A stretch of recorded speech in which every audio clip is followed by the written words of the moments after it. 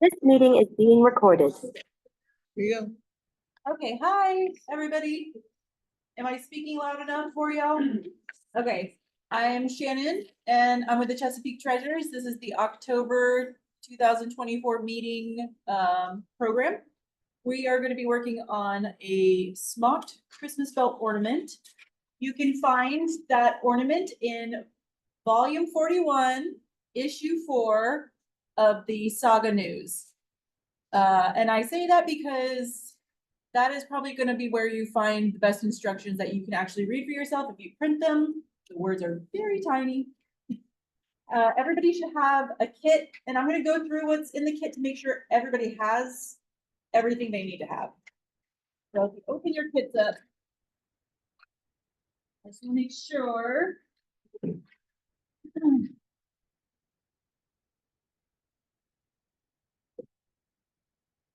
Okay. So first and foremost, we've got smock fabric that is 6.5 inches by, I gave you guys 36 inches, but it only calls for, I think, 32, but I gave you a couple extra inches. It was too hard to fit all the necessary pleats on just 32 inches, so it's a little bit longer. You should have a jingle bell. You'll either have a bobbin or a little spool of gold thread. There should be a clear cup at the 9-ounce solo cup. There should be another bobbin with red and green DMC thread.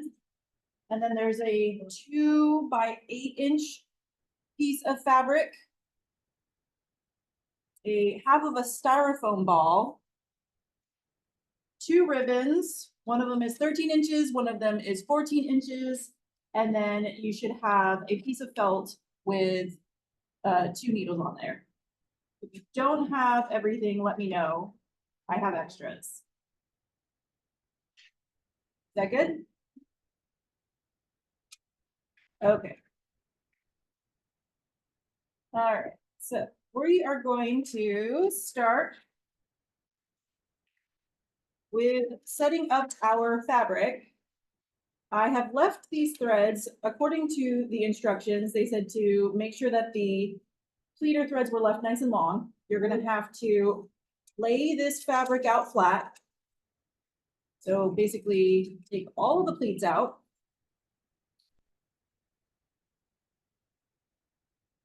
And in orienting it to yourself, I'm going to turn it around for the people on the screen. You want the longer edge facing towards you. That's the bottom of the bell. And you're going to flatten out your fabric, and we are going to hem the bottom of this fabric. As for the instructions, on the wrong side of the fabric, tell me if I'm going too fast. On the wrong side of the fabric, you're going to measure 1/4 of an inch up. You're going to fold it and press it. Once you do that, you're going to unfold it, take the raw edge, fold it up to meet the pressed edge, and fold it up again so that you have a nice small C, which will come out looking somewhat like this. Nice and small.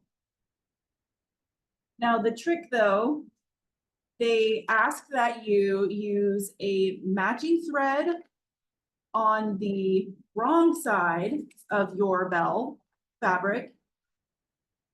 And then you're supposed to use a contrasting thread on the front. And that is to help you do a whip stitch at a later point in the process. You won't see the contrasting thread. It's just to help you see the thread when you do your whip stitch. That stitching is done on machine. This, yeah, the hem, Okay. yeah, Right. yeah. So you put a contrasting thread in your bottom bobbin and you send it through your machine wrong side up so that the contrasting thread is on the right side of your fabric. Okay. After that comes the fun, dealing with all of these threads. Are going to pleat your fabric back up And this is where we tie off the threads.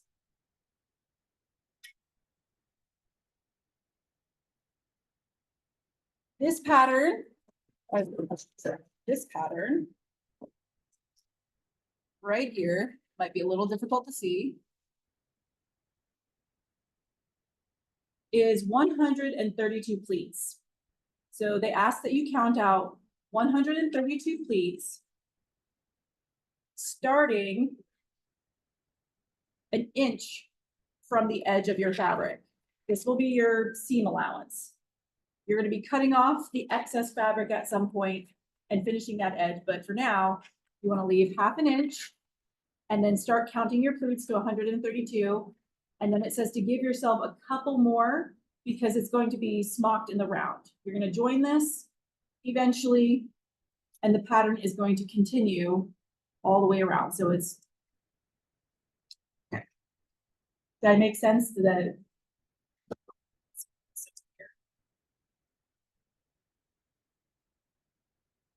all right.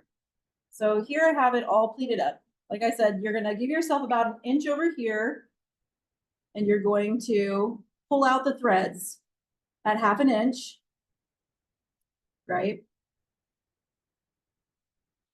All the way down, and then you're gonna tie off your threads.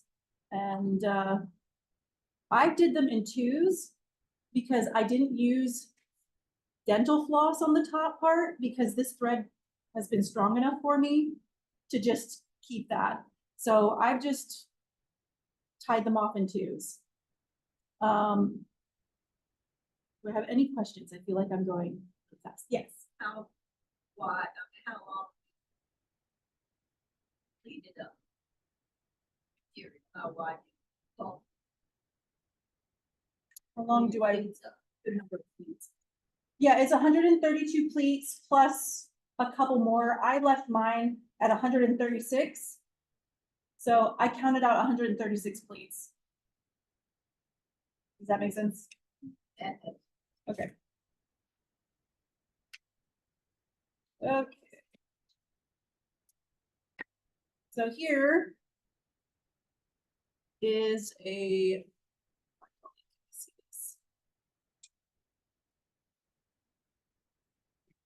Can you see that all right? Okay. I gave myself about 136 pleats, like I said. Eventually you're going to join it in the round. So when you do the pattern, they ask that you leave your threads long at the end. I don't know if you can see this, I feel like, here we go. They ask that they leave the threads long at the end. And that way you can pick them up later after you've stitched together and keep it moving. I picked probably the worst color to demonstrate this on camera because I don't think you can see it very well, but we're gonna look at this right here.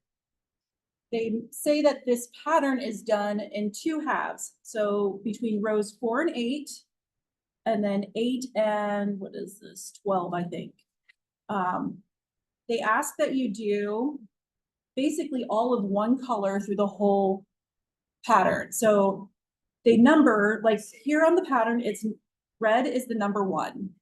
So you're going to do the top half of your reds all the way across, and then you're going to do your second red all the way across, and then you're going to go down to the bottom half, and you're going to do all of the reds again, all the way across.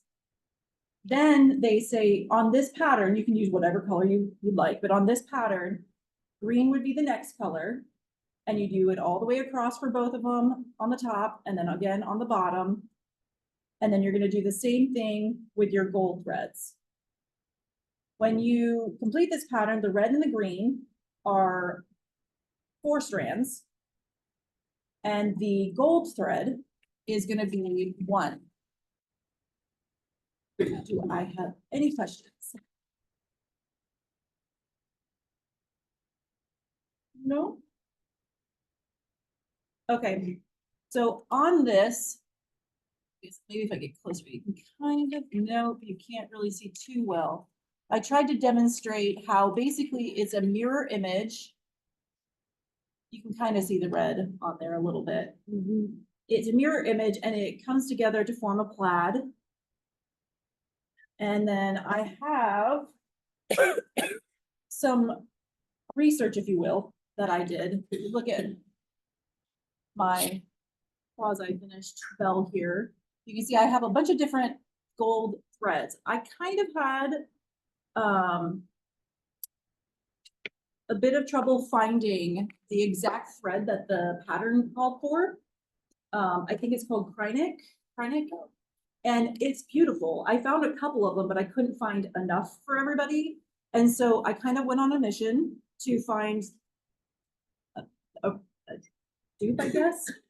And you can see maybe there's a darker gold here, and that was a certain thread that I was like, well, that doesn't work. But there's a different thread right here that matches up, and I think it turns out pretty similar. So this gold thread here is Guterman's, if you're interested. And instead of just using one strand like they call for, you double this up and it comes out almost exactly, like it looks almost exactly the same. So, do I have any questions? You're using 2 strands on the gold. Yes, with this, I use 2 strands.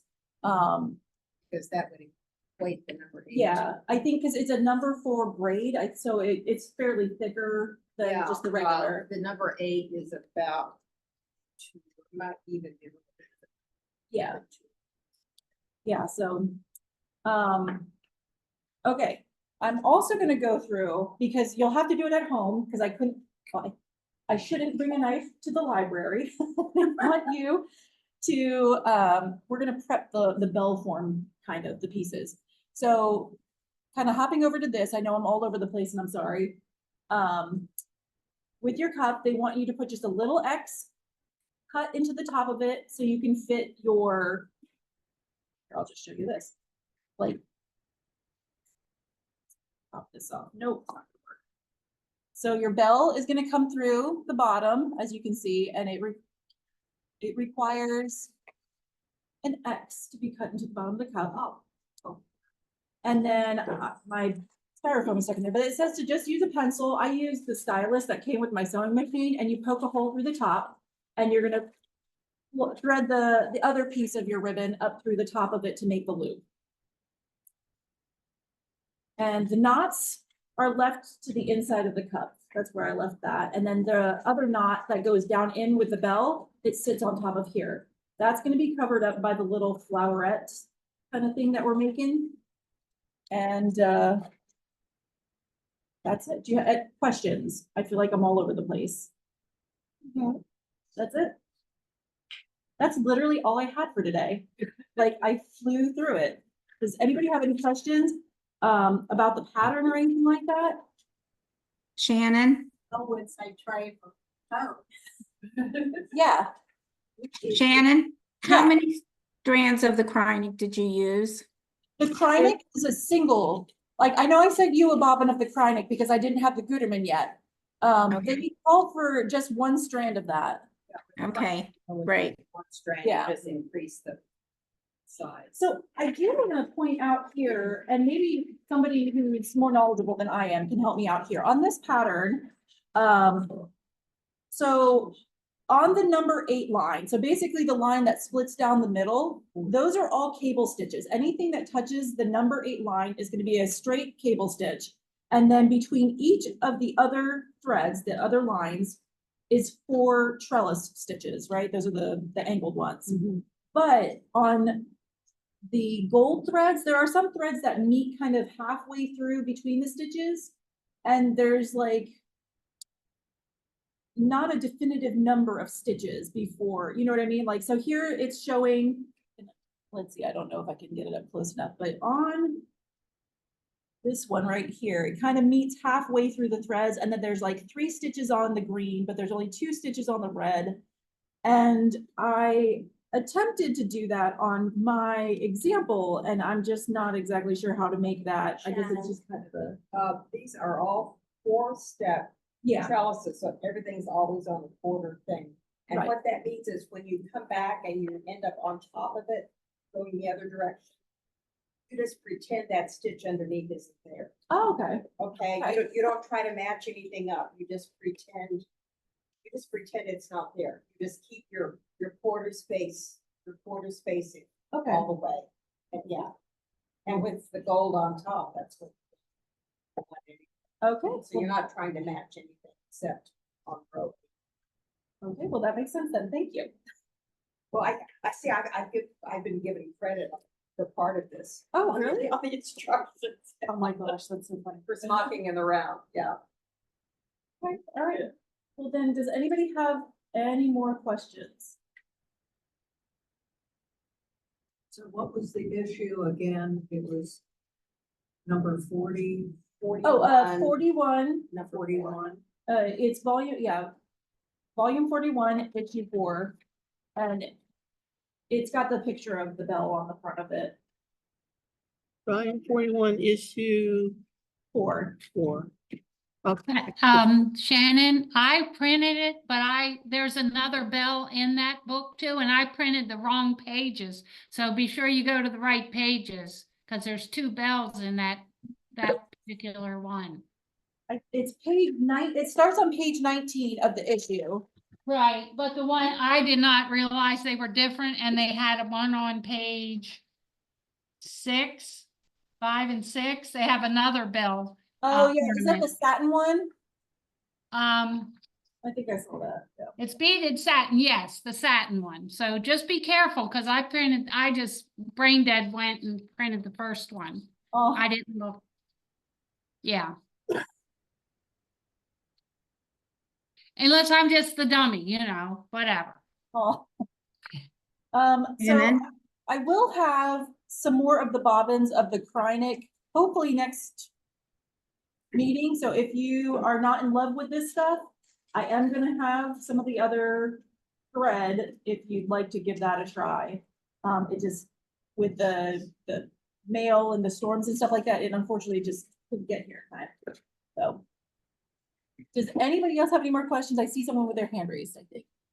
Shannon? Yeah. If you download the news, Saga News to your iPad, Right? then you can go to that page with the graph and you can zoom in on it better. Instead of seeing the really small graph in the book. Thanks, Sandy. So Sandy suggested that if you download the Saga News article, the Saga News issue that has this class in it on your iPad, then you can actually enlarge it on your iPad so you can more clearly see what they were doing in the diagram. That's all I've got.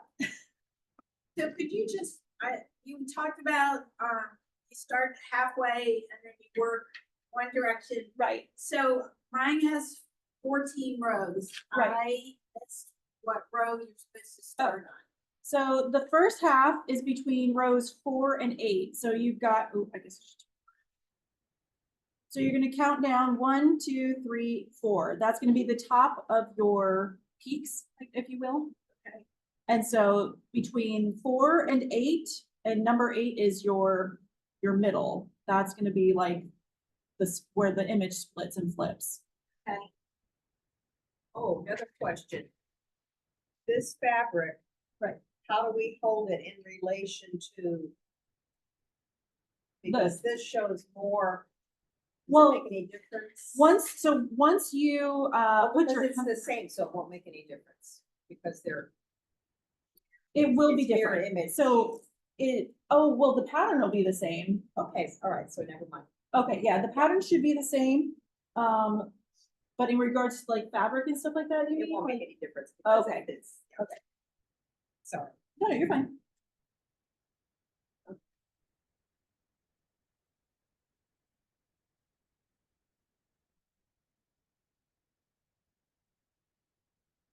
That's it then. I would mention something in the next issue of Saga News has one of my ornament designs in it. Okay. It's a smaller, it's a ball design, it's feather stitched down on the diameter. And I will caution you, I discovered this week calls for a 2-inch styrofoam ball. They don't exist anymore. They Okay, don't exist? Michael's didn't have them, I haven't looked at Joanne's. But, I'm working one up, a 2.5-inch ball. Okay, It's going, but something will be on Facebook right. about it. Julie doesn't know this yet, but what I'm also saying is that also talks about smocking in the round. Oh, yeah. So that might give you another, I would do it slightly differently. I would tie off on the back. Oh, yeah. Okay. That way the threads aren't getting in the way when you're smocking in the round. Yeah, that makes sense. So I take the threads, and what I do, and it's in the article, is that 132 pleats, I will take a contrasting color basting thread and baste it down pleat 1 Yeah. and pleat 132. So once you get around, then you can go from one to the next Yeah. and pull it up tightly. Yeah. And then you can kind of like your extra pleats you left there. Once you get the first one all the way around, you can tell. where the- Yeah. Yeah, and I ended up hand stitching them together, like, I didn't do quite that next one. Yeah. Basically the same idea, you just, so you can see it on the other side, so, but yeah, I can find 2.5-inch styrofoam balls, this is like 2 3/8, I think, or something like that. Yeah, the other, well, no, this is even smaller, that's the smaller size, that's like 1 7/8 or something, because when I was looking, there were these little ones like that, and you cut them in half, right? These They came like came this, as- oh, yeah. Okay. That's it. If anybody else has any questions, after this, please feel free to email me. Thank you, Shan. Thank you. Thank you.